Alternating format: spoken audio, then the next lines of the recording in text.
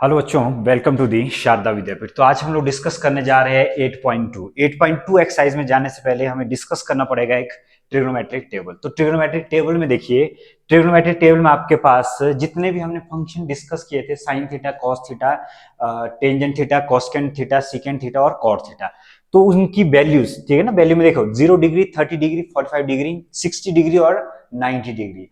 10th class तक सिर्फ और सिर्फ हम लोग डिस्कस करते हैं ये 5 एंगल्स। और इसके बाद जब आप +1 में पढ़ोगे, +2 में पढ़ोगे, तो हम लोग फर्दर आगे 1000 तक भी चले जाते हैं। तो देखिए, कुछ स्टैंडर्ड एंगल है, ये बेसिक एंगल है जिनकी वैल्यू हमें पता रहती है, ठीक है ना। अगर मैं साइन 0 की बात करूं तो अब आपको ये पूरा का पूरा इतना ट्रिग्नोमेट्रिक टेबल दिख रहा होगा, लेकिन आपको सिर्फ और सिर्फ क्या करना है याद, आपको सिर्फ पहली लाइन याद करनी है, ठीक है ना। तो पहली लाइन को देखिए, पहली लाइन क्या, साइन 0 क्या होता है, 0, ये आपको याद रखना है। साइन 30 डिग्री क्या होता है, 1/2, ये आपको याद रखना है। साइन 45 होता है 1/√2, ये आपको याद रखना है। 60√3/2, ये आपको याद रखना है। और 90 इसको, ये क्या होता है, ये होता है 1, ये आपको याद रखना है। फिर इसका उल्टा करना है, क्योंकि कॉस इसका क्या कैसे चलता है, इसके अपोजिट में चलता है। तो देखिए, अगर हम लोग साइन 0 था 0 और साइन 90 क्या था 1, लेकिन इसका अपोजिट अगर करें तो देखो, इसका आपने उल्टा लिखना है इस लाइन को। कॉस 0 होगा 1 और कॉस 30 डिग्री होगा √3/2। और अगर हम 45 के बारे में बात करें तो ये होगा 1/√2 और 60 के बारे में बात करें 1/2 और ये होगा जी आपका 0। मैं बात करूं टेंजेंट थीटा की, तो टेंजेंट थीटा क्या होता है कि जैसे कि हमें पता है कि टेंजेंट थीटा होता है जी आपका, ये होता है sine theta upon cos theta. तो इन दोनों का डिवाइड करना है, 0/1 0 के इक्वल, फिर 1/2 और √3/2, ये क्या बन जाएगा, ये बन जाएगा 1/√3। और उसके बाद अगर मैं 45 के बारे में बात करूं, 45 देखो, ये आपस में कट जाएंगे, ये भी 1/√2 था, ये भी 1/√2, ये आपस में कैंसल्ड आउट हो जाएगा, क्या बनेगा, 1 बचेगा। 60 की अगर बात करें तो देखो, इसके भी डिनोमिनेटर में 2 है और इसके भी डिनोमिनेटर में क्या है, 2, 2 और 2 आपस में कैंसल्ड आउट, तो क्या बच जाएगा, √3 ओनली।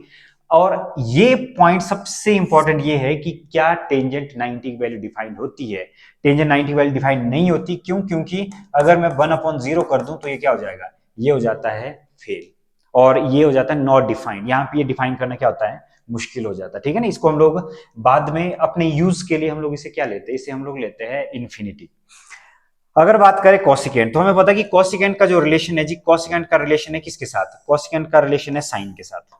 कॉसिकेंट रिलेशन किसके साथ है, साइन के साथ। तो साइन के साथ रिलेशन है, तो देखो 0 का उल्टा कभी करेंगे तो क्या आएगा, इसका आएगा नॉट डिफाइंड। और अगर मैं साइन 30 का उल्टा करूं तो देखो 1/2 था, तो इसका क्या हो गया 2, 2 ऊपर चला गया, 1 नीचे आएगा। अब 1/√2 था, इसका क्या बन गया, इसका बन गया √2।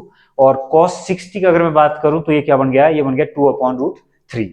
और cos 90 देखो, साइन 90 क्या था, 90 था 1, 1 का उल्टा क्या हो गया, 1 रहा एज इट इज।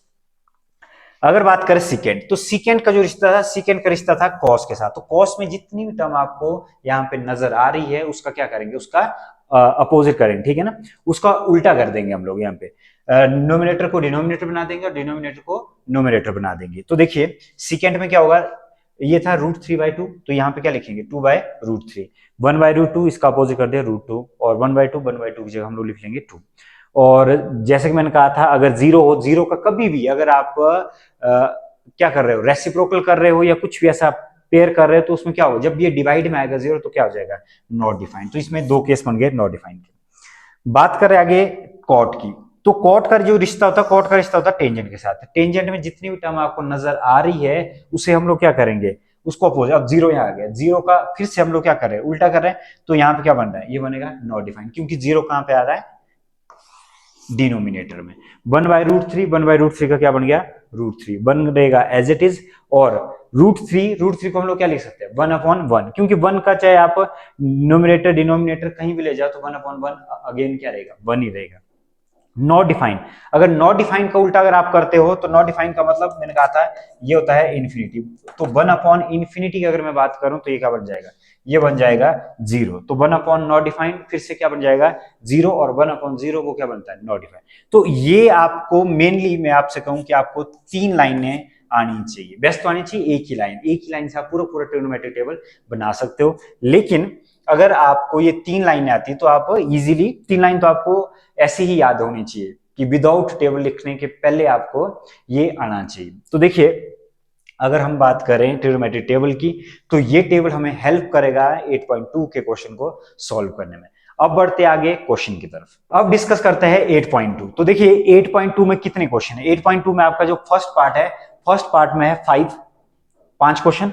और अगर मैं बात करूं सेकंड की, तो सेकंड में कितने, सेकंड में अगेन ये ऑब्जेक्टिव टाइप आते हैं, ठीक है ना। ये आपको ऑब्जेक्टिव क्वेश्चन में देखने को जरूर मिलेंगे। जो फर्स्ट सेक्शन होता है बोर्ड का, तो उसमें जरूर आपको देखने को मिले, चाहे आप सीबीएसई बोर्ड से 10th पास कर रहे हो, चाहे आप एचपी बोर्ड से दे रहे हो, चाहे किसी भी स्टेट बोर्ड से आप पेपर दे रहे हो, तो आपको फर्स्ट जो सेक्शन होगा उसमें ये क्वेश्चन जरूर देखने को मिलेंगे। तो देखिए पहले के थे 5 पार्ट, दूसरे में ऑब्जेक्टिव, दूसरे के भी 4 पार्ट है, ये भी हम लोग 1 बाय 1 डिस्कस करेंगे। तीसरा क्वेश्चन और फोर्थ क्वेश्चन तो जस्टिफाई करना है कि ये ट्रू है या फॉल्स है। तो एक एक क्वेश्चन को करते हैं। तो देखिए फर्स्ट क्वेश्चन की अगर हम बात करें, तो फर्स्ट क्वेश्चन की अगर मैं बात करूं, तो फर्स्ट क्वेश्चन है जी हमारा, फर्स्ट क्वेश्चन है sine 60 degree cos 30 degree plus sine 30 degree and cos 60 degree. अगर मैं साइन 60 की बात करूं, तो साइन 60 की वैल्यू होती है, साइन 60 वैल्यू होता है √3/2, और cos 30 की वैल्यू होती है √3/2 प्लस साइन 30 की अगर मैं बात करूं, ये होता है 1/2, और cos 60 ये कितना होता है, ये होता है 1/2। अब ये क्या बनेगा, ये बनेगा 3/4 प्लस 1/4। अगेन जब एलसीएम ले लेंगे तो ये बनेगा 4/4, और जब 4/4 को हम लोग सॉल्व करेंगे तो हमारा जो रिक्वायर्ड आंसर आएगा, आंसर क्या आएगा, आंसर आएगा 1। तो इतने, ये जो पहला इसका पार्ट था बिल्कुल आसान है। ये कब आपको आसान लगेगा, जब आपको ट्रिग्नोमेट्रिक टेबल इजीली आएगा, अदरवाइज आपके लिए टफ हो जाएगा।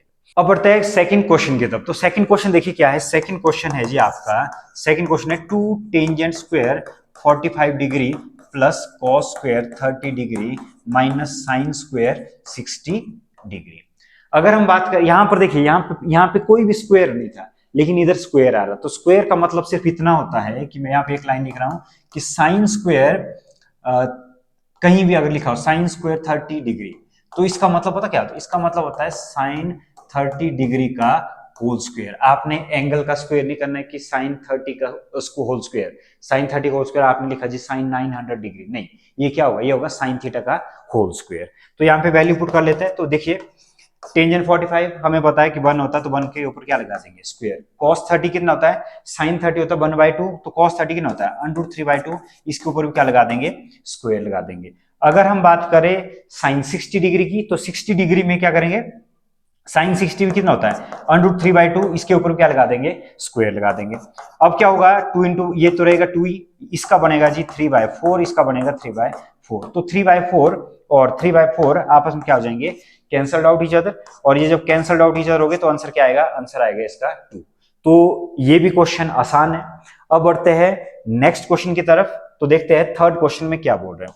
तो थर्ड क्वेश्चन देखिए, थर्ड क्वेश्चन में आपके पास वैल्यू दी है cos 45 degree upon secant 30 degree plus cos secant 30 degree. अगर मैं बात करूं cos 45, तो cos 45 आपको पता होना चाहिए कि cos 45 की वैल्यू कितनी होती है। तो cos 45 की जो वैल्यू होती है वो होती है 1/√2, और सीकेंट 30 की वैल्यू, सीकेंट 30, पहले आपको रिलेशन पता होना चाहिए कि इसका रिश्ता किसके साथ है, सीकेंट का रिश्ता है कॉस के साथ है। पहले आपको माइंड में आपकी इमेज बननी चाहिए कि cos 30 की वैल्यू, तो cos 30 की वैल्यू होती है √3/2, तो उसका उल्टा क्या करेंगे, उसका उल्टा होगा 2/√3 प्लस, अब cosecant 30, तो cosecant का रिश्ता किसके साथ होता है, साइन के साथ। साइन 30 की वैल्यू, साइन 30 की वैल्यू क्या होती है, साइन 30 की वैल्यू होती है 1/2, तो उसका क्या कर देंगे, उसका उल्टा क्या होगा, ये होगा 2। अब एलसीएम लेना पड़ेगा, एलसीएम लेने के बाद देखिए क्या बनेगा, ये 1/√2 तो रहेगा एज इट इज, ऊपर वाली टर्म रहेगी एज इट इज, और जो डिवाइड है, डिवाइड में यहाँ पे बना रहा हूं, डिवाइड इस तरह से आएगा। फिर अगर हम लोग एलसीएम ले तो ये बनेगा 2√3/√3। अगेन जब भी आपके पास जो फ्रैक्शन है, फ्रैक्शन a/b c/d 4 मंजिल का जब भी इस तरह से ये क्रिएट हो रहा है, तो देखिए क्या होगा, जो सबसे लास्ट वाला जो भी आपके पास नंबर आएगा, ये क्या करेगा, ये जाएगा सबसे ऊपर, ठीक है ना, फर्स्ट वाले के साथ, और जो सेकंड नंबर है ये नीचे की तरफ जाएगा। तो ये बनेगा जी √3 × 1 अपॉन √2, और ये बनेगा 2 + 2√3। नाउ इसके बाद क्या होगा, यहां से आप 2 कॉमन ले सकते हो, तो 2 कॉमन लेने के बाद देखिए ये क्या बनेगा, ये बनेगा 2√2 एंड 1 प्लस √3। अब √2 को अंदर ले जाइए तो ये क्या बनेगा, ये बनेगा √3 और 2 की वैल्यू को मैं ऐसे ही लिख रहा हूं √2 प्लस √6, क्योंकि हमें पता है कि अगर मैं √2 को √3 से मल्टीप्लाई कर देता हूं तो इसका आंसर क्या आएगा, इसका आंसर आएगा √6। तो ये बनेगा जी इस तरह से।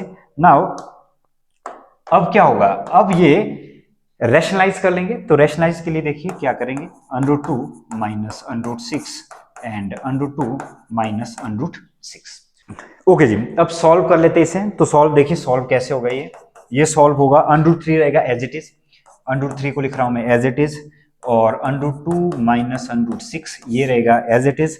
नाउ 2b नहीं छेड़ेंगे, ये बन गया, यहां पर देखो ये सबसे इंपॉर्टेंट पॉइंट, ये बन गया a plus B, a minus B, तो इसका बनेगा a स्क्वायर माइनस, और ये बनेगा b square, a square minus b square. अब ये क्या बनेगा, ये बनेगा √3 √2 माइनस √6 अपॉन 2, और इसका बनेगा जी आपका √2 का स्क्वायर, ये होगा जी 2, और √6 का स्क्वायर ये होगा 6। नाउ जो टर्म बनेगी √2, अब मल्टीप्लाई कर सकते हैं, यहाँ पे मल्टीप्लाई कर लेते हैं।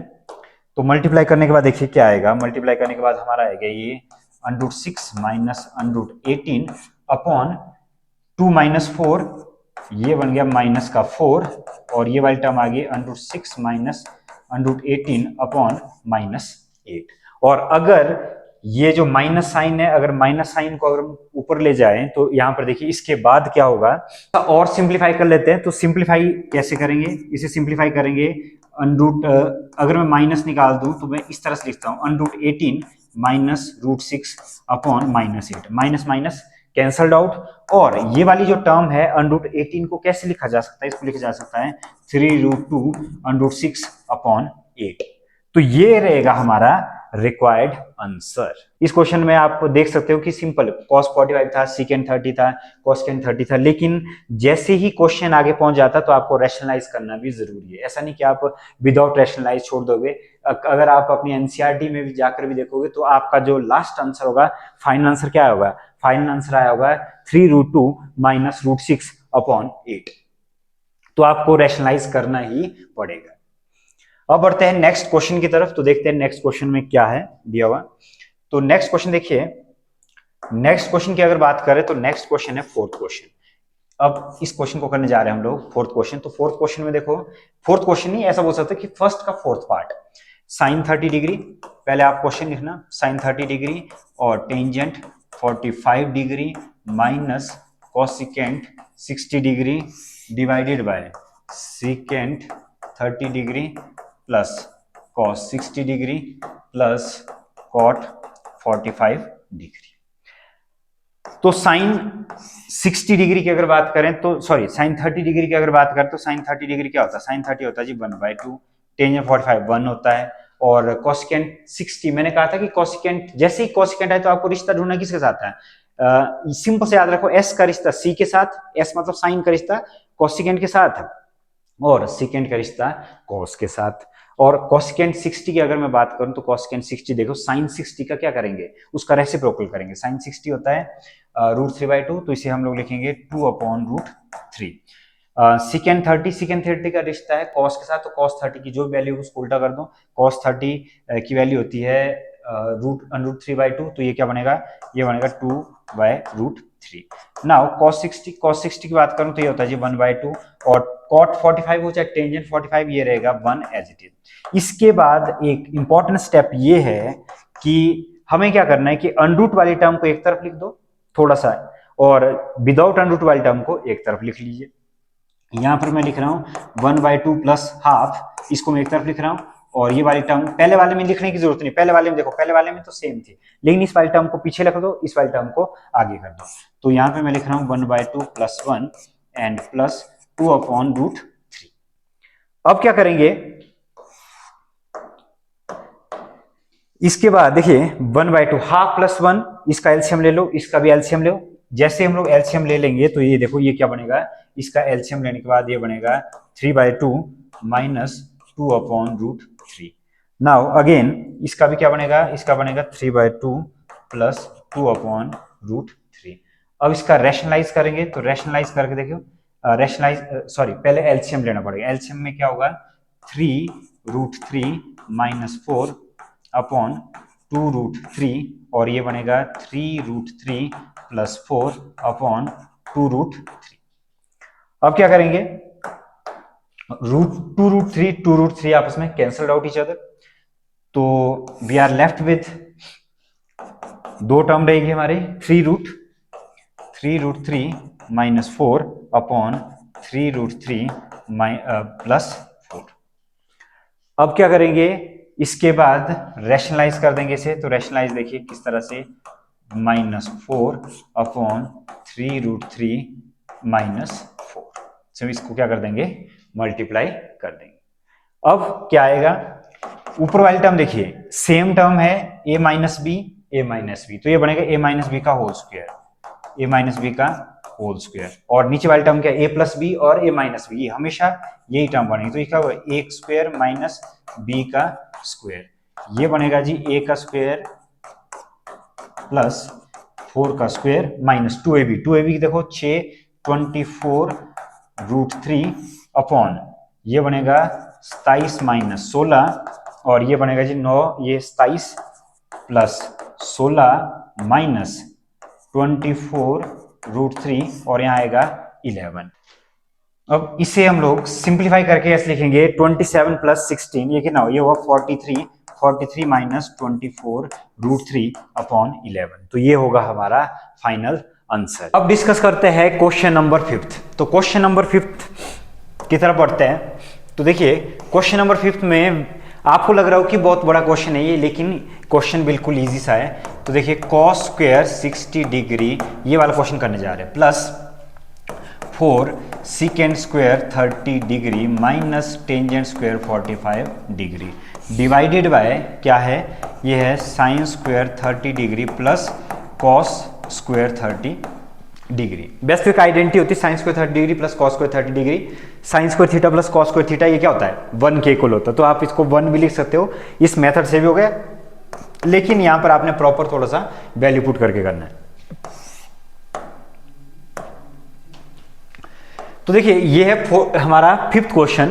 तो 5th क्वेश्चन में क्या दिया गया है, 5 cos square 6 degree plus 4 second square. अगर मैं बात करूं कॉस स्क्वायर 60, तो कॉस 60 कितना, तो कॉस 60 होता है 1/2, उसका क्या होगा होल स्क्वायर, प्लस 4 सेकेंड 30 का रिश्ता होता है किस साथ है, कॉस के साथ। तो सेकेंड 30 क्या होता है, कॉस 30 का उल्टा, कॉस 30 कितना होता है, कॉस 30 √3/2, तो ये होगा 2/√3 का होल स्क्वायर, माइनस ये तो पता है आपको टेंजेंट 45 सबसे आसान वैल्यू होती है, ये होता है 1 का स्क्वायर। नाउ साइन 30 1/2 का स्क्वायर और कॉस 30 क्या आएगा, कॉस 30 आएगा √3/2 का स्क्वायर। इसके बाद क्या आएगा, इसके बाद देखिए 5 रहेगा एज इट इज, और 1/2 का स्क्वायर क्या होगा, 1/2 का स्क्वायर होगा 1/4, फिर प्लस के बाद आपका आएगा जी 4 के बाद 2/√3 का स्क्वायर, 2/√3 का स्क्वायर क्या होता है 4 ये होगा 3, फिर ये आएगा -1। डिवाइड में क्या आएगा, डिवाइड में आएगा 1/4 प्लस 3/4 के इक्वल। नाउ ये अगर आप इसका एलसीएम लोगे तो ये बनेगा 4/4, तो नीचे वाला तो क्या बन जाएगा, डिनोमिनेटर बन जाएगा 1, तो उसको लिखने की कोई जरूरत नहीं है, आप ऊपर वाली टर्म को लिख सकते हो। ऊपर वाली टर्म बची 5/4 प्लस 16/3 -1। और अगर मैं एलसीएम फाइंड आउट करूं, एलसीएम ले तो देखिए एलसीएम में क्या आएगा, एलसीएम आएगा इन तीनों का एलसीएम आएगा 12 के बाद ये बनेगा आपका 15, ये बनेगा 64 -12, और जो हमारा आंसर आएगा, हमारा आंसर क्या आएगा 67/12। 67/12 हमारा रहेगा रिक्वायर्ड आंसर। तो इस तरह से ये क्वेश्चन सॉल्व किए जाते हैं। इंपॉर्टेंट क्वेश्चन है स्टेट बोर्ड के लिए, और कोई भी बोर्ड में आप पढ़ रहे हो तो उनके लिए बिल्कुल ही इंपॉर्टेंट क्वेश्चन है। ये आपको जरूर देखने को मिलेंगे, ऑब्जेक्टिव में भी देखने को मिल सकते हैं और subjective section B C D कहीं भी आपको ये देखने को मिल सकते हैं। तो इस तरह से इस क्वेश्चन को सॉल्व किया जा सकता है इजीली। अब चलते हैं 8.2 के सेकंड क्वेश्चन की तरफ। तो सेकंड क्वेश्चन देखिए, ये है कि choose the correct option. Option हमें दिए गए हैं, ऑप्शन में से कोई एक आंसर हमारा होगा। तो बट देखिए क्या है इस क्वेश्चन में। क्वेश्चन दिया गया है जी हमारे पास 2 tangent 30 1 plus tangent square 30 degree. Now value put कर लेते हैं। देखो टेन 30 होता है 1/√3 और 1 प्लस 1/√3 का क्या होगा, ये होगा स्क्वायर। अगर हम बात करें क्वेश्चन की तो देखिए ये बनेगा 2/√3 अपॉन 1 प्लस 1/3। ये क्या बनेगा, ये बनेगा 2/√3 और ये बनेगा जी 4/3। जब भी हमारे पास एक ऐसी फॉर्म आ जाए जिसमें फ्रैक्शन वाली फॉर्म आया और उसमें कितने डिजिट हो, 4 डिजिट हो, तो जो लास्ट वाली जो डिजिट है या लास्ट वाला जो नंबर है वो कहा जाएगा, वो जाएगा टॉप पे और जो दूसरा नंबर है वो जाएगा तीसरे के पास। तो देखिए कैसे होगा, 3 गया जी सॉरी 3 गया 2 के पास, 3 कहां जाएगा, 3 जाएगा 2 के साथ पास और √3 कहां आएगा, √3 आएगा 4 के पास। ये क्या बनेगा, ये बनेगा जी 6/4√3। तो 6/4√3 को फर्दर क्या करना पड़ेगा, डिवाइड करना पड़ेगा या हो सके रैशनलाइज भी करना पड़े। तो मैं जब इसे डिवाइड करूं ये 3 आ रहा है, यहाँ पे क्या आ रहा है 2, तो ये बनेगा 3/2√3। नाउ ये क्या बनेगा, 3 की जगह क्या लिखा जा सकता है, √3 या तो आप इसके बाद देखिए, इसके बाद क्या करेंगे, इसके बाद रैशनलाइज कर लेते हैं। तो रैशनलाइज करने के लिए √3 से मल्टीप्लाई कर लेते हैं। तो मल्टीप्लाई करने के बाद ये बन जाएगा 2 × 3, 3 से 3 कैंसल्ड आउट और नाउ ये क्या बनेगा, ये बनेगा जी √3/2। तो √3/2 किसकी वैल्यू होती है, देखो sin 60 की वैल्यू √3/2 होती है और cos 60 इसकी वैल्यू नहीं होती, tan 60 इसकी वैल्यू भी नहीं होती, sin 60 इसकी वैल्यू, sin 30 इसकी वैल्यू भी नहीं होती। sin 30 की वैल्यू होती है 1/2, इसकी वैल्यू होती है √3, इसकी वैल्यू होती है जी 1/2 और sin 60 की वैल्यू इसकी होती है √3/2। तो ये होगा हमारा राइट आंसर।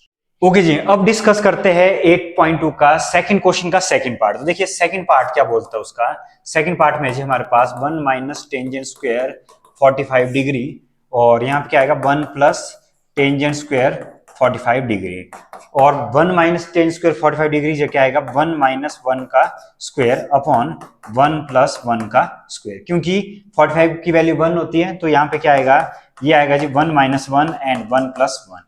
ये बनेगा 1 माइनस 1, 1 माइनस 1 क्या होता है 0 और 1 प्लस 1 ये हो गया जी 2। नोमिनेटर में 0 है और डिनोमिनेटर में कोई भी नंबर आ जाए तो क्या होगा 0 एक्सेप्ट 0, तो ये हमेशा क्या बनेगा, ये बनेगा 0। तो हमारा जो राइट आंसर है, राइट आंसर क्या होगा डी। बढ़ते हैं नेक्स्ट क्वेश्चन की तरफ। तो नेक्स्ट क्वेश्चन देखिए, नेक्स्ट क्वेश्चन बोल रहा है कि sin 2a is equal to 2 sin a is true when, ये कब होगा ट्रू। अगर हम बात करें, देखो गिवन क्या है sin 2a is equal to 2 sin a के इक्वल। लेफ्ट हैंड साइड की अगर मैं बात करूं तो लेफ्ट हैंड साइड में देखो sin 2a लिखा हुआ है, तो यहां पे अगर मैं 0 वैल्यू डालता हूं पहले, तो यहां पे देखिए 2 × 0 डिग्री, तो ये क्या बनेगा, ये बनेगा sin 0, तो sin 0 की वैल्यू होती है 0। राइट हैंड साइड की बात करूं, राइट हैंड साइड में 2 sin a की जगह क्या डालना है 0 डिग्री, ये बन गया 2 × 0, तो ये क्या बनेगा 0। तो left hand side is equal to right hand side, पहले में ही हमारा आंसर आ चुका है, इसलिए ऑप्शन बी, सी और डी में जाने की कोई जरूरत नहीं। तो हमारा जो राइट आंसर होगा, राइट आंसर क्या होगा ऑप्शन ए। नेक्स्ट क्वेश्चन की तरफ बढ़ते हैं। नेक्स्ट क्वेश्चन देखिए, नेक्स्ट क्वेश्चन क्या है, बिल्कुल इंपॉर्टेंट क्वेश्चन है। 2 tangent 30 degree upon 1 minus tangent square 30 degree, इसका क्या बनेगा, 2 की जगह 2 रहेगा और tan 30 को हम लोग लिख सकते हैं 1/√3, 1 माइनस ये भी बनेगा 1/√3 का होल स्क्वायर। इसे जब हमें सिंप्लीफाई करेंगे तो क्या बनेगा, ये इसका बनेगा 2/√3 अपॉन 1 माइनस 1/3, ये बनेगा जी आपका 2/√3 और ये आएगा 3 माइनस 1/3। अगेन इसकी जो वैल्यू आएगी, इसकी वैल्यू आएगी 2/√3 और इसकी वैल्यू होगी 2/3। नाउ ये बनेगा 2/2√3 इंटू 3, 2 से 2 कैंसल्ड आउट, बनेगा जी हमारे पास 3√3 और 3 को क्या लिखा जा सकता है, 3 को लिखा जा सकता है √3 इंटू √3 अपॉन √3, √3 से √3 कैंसल्ड आउट, तो वैल्यू क्या आएगी, वैल्यू आएगी √3। तो √3 देखिए किसकी वैल्यू होती है इनमें से, cos 60 की वैल्यू नहीं होती, sin 60 की वैल्यू नहीं होती, टेंजेंट 60 की वैल्यू होती है, इसलिए हमारा जो आंसर होगा, आंसर क्या होगा, टेंजेंट 60 डिग्री। नेक्स्ट क्वेश्चन की तरफ बढ़ते हैं। तो नेक्स्ट क्वेश्चन देखिए थोड़ा सा अलग क्वेश्चन है, ये इक्वेशन बन जाएगी इस क्वेश्चन की। गिवन दैट में दिया गया है कि tangent a plus B is equal to √3 के इक्वल, ये दी पहली इक्वेशन। इसको थोड़ा सा सिंप्लीफाई करते हैं। सिंप्लीफाई देखिए कैसे करेंगे। टेंजेंट a प्लस बी, √3 की वैल्यू कहां पर होती है, इसकी वैल्यू होती है टेंजेंट 60 डिग्री। तो इसे मैं सिंप्लीफाई करके लिख सकता हूं a plus B is equal to 60 degree और इक्वेशन 1। और दूसरा हमारे पास क्या गिवन है, दूसरा is given tangent a minus B is equal to 1/√3। 1/√3 है तो इसे क्या लिखा जाएगा, इसे लिखा जा सकता है टेंजेंट 1/√3, ये होता है टेंजेंट 30 डिग्री। इसकी इक्वेशन बनी a minus B is equal to 30 degree. इसे लिखेंगे हम लोग इक्वेशन 2। अब इक्वेशन 1 और 2 को सॉल्व करके we can easily find out the value of a and b. Now from equation 1 and 2, now from equation 1 and 2 we get, तो पहली और दूसरी वैल्यू से क्या आएगा, ये आएगा a plus B is equal to 60 degree और a minus B is equal to किसके इक्वल, ये होगा जी आपका 30 डिग्री के इक्वल। नाउ अब क्या होगा, यहां पे माइनस, यहां पे प्लस, यहां पे क्या होगा माइनस, ये आपस में कैंसल्ड आउट, इसका बनेगा 2b 60 माइनस 30, 60 माइनस 30 ये क्या होगा 30, और b की जगह क्या आएगा 30/2 और ये बनेगा 15 डिग्री। अगर b है 15 डिग्री तो किसी भी इक्वेशन में आप b की वैल्यू को पुट कर सकते हो। तो जैसे हम लोग इसमें वैल्यू पुट कर देंगे और a की वैल्यू हमारी क्या आएगी, a की वैल्यू आएगी 60 degree minus 15 degree is equal to किसके इक्वल, ये होगा 45 डिग्री। तो लास्ट में हम आंसर लिख सकते हैं, आंसर क्या आएगा, तो आंसर देखिए a की जो वैल्यू आई, a की वैल्यू आई जी 45 डिग्री, और जो b की वैल्यू आपकी आई है, b की वैल्यू क्या होगी, b की वैल्यू होगी 15 डिग्री। तो इस तरह से इस क्वेश्चन को सॉल्व किया जाता है। तो सबसे पहले क्या करेंगे, सबसे पहले टेंजेंट की फॉर्म में लिखा कि कौन से ट्रिग्नोमेट्रिक टेबल, देखो यहां पर भी क्या आएगा, यहां पर भी आपके काम आएगा ट्रिग्नोमेट्रिक टेबल। अगर आपने एक बार ट्रिग्नोमेट्रिक टेबल याद कर लिया तो आपको लाइफ में कभी भी दिक्कत नहीं आएगी, इवन आप चाहे +1 में पढ़ो चाहे आप +2 में पढ़ो। अब बढ़ते हैं नेक्स्ट क्वेश्चन की तरफ, देखते हैं नेक्स्ट क्वेश्चन क्या है। नेक्स्ट क्वेश्चन 4th क्वेश्चन है, ये लास्ट क्वेश्चन है इस एक्सरसाइज का। तो इसमें बताया गया है state whether the following are true or false, justify your answer। पहला देखो sin a प्लस बी, क्या ये sin a plus B sin a plus sin b के इक्वल होता है, ये नहीं होता इसके इक्वल। अगर मान लो लेट, अगर मैं बात करूं लेट a को लिख रहा हूं मैं 30 डिग्री और b को लिख रहा हूं मैं 15 डिग्री, तो क्या होगा sin a प्लस बी की अगर बात करें तो देखिए a प्लस बी, तो a प्लस बी क्या होगा, इसका आंसर आएगा साइन 30 डिग्री प्लस 15 डिग्री, ये बन गया साइन 45 डिग्री, और 45 डिग्री क्या होगा 1/√2। और यहां पर बोल रहे कि इसके इक्वल होगा। अगर मैं यहाँ पे राइट हैंड साइड की बात करूं तो राइट हैंड साइड में देखो क्या आ रहा है, sine a plus sine b। तो साइन a की जगह कितना लिया था 30 डिग्री, और इसकी जगह क्या लिया था हमने, इसकी जगह हमने 15 डिग्री। तो इसकी वैल्यू डिफरेंट आएगी, इसकी वैल्यू डिफरेंट आएगी, लेकिन वो कभी भी 45 डिग्री के इक्वल नहीं आएगी। तो इसका मतलब ये है कि हमारा जो पहला आंसर है ये क्या है, ये है फॉल्स, पहला वाला है फॉल्स। ये बोल रहे the value of sine theta increases as theta increases.